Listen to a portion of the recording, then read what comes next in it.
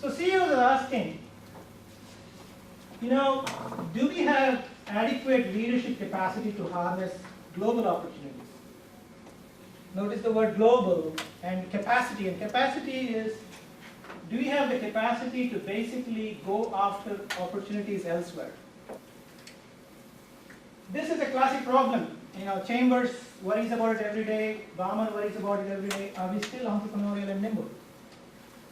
It's a big problem for companies as they grow, and especially when they are global.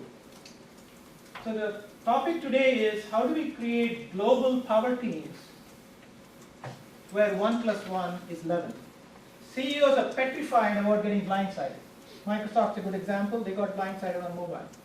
They were leaders, and they got blindsided. They got blindsided by Google on the low end. They got blindsided by Apple doing integrated product.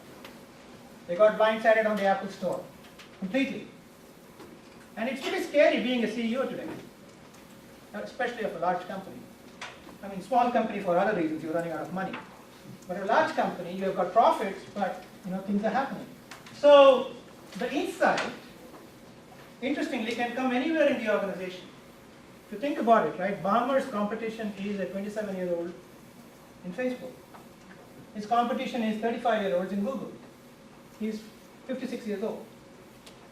And this is the paradigm challenge we're all going to face, because things are all cross-generational, and the competition which you may not expect from a different demographic is happening.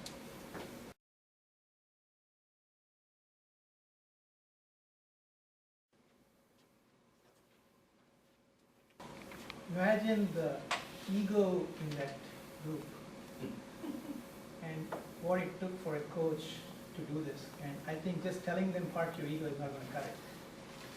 You really need to raise their level of consciousness to the next level. And I think that's one of the challenges we all have as we assemble teams. And the promised land is somewhere. There's competition ahead of us.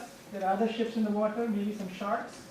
Everybody wants to move forward, and everybody wants to have a team, and you want to have more capacity in here.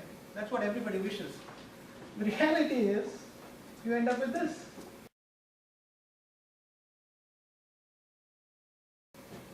And that's the reality. So this is the team. That's what ends up happening.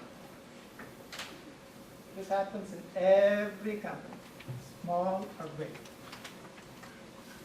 And there's a hole in the boat.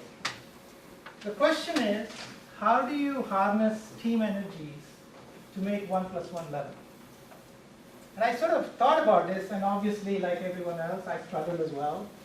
And I started my first company around age 30, and was an engineer, so all analytical thinking. And then you read books, and it's all in the books. You have to do synergy, you have to have teamwork, you have to have passion, you have to have adventure, you have to have A players, you have to hire the best, you have to create camaraderie, this and that. It's all in the books. You can all get this. But it doesn't happen in real life because we're human beings. So over time, and I worked in about 18 countries. I ran sales and marketing, and then I did product development in 3 countries. So I wanted to share back what little I had learned across cultures and so on. So the question is, how do you transcend and reach out and connect with another human being? And why it's important to organizations? And how it's interconnected with our personal lives. So I thought I'll share that with you, and I'd love to get your feedback.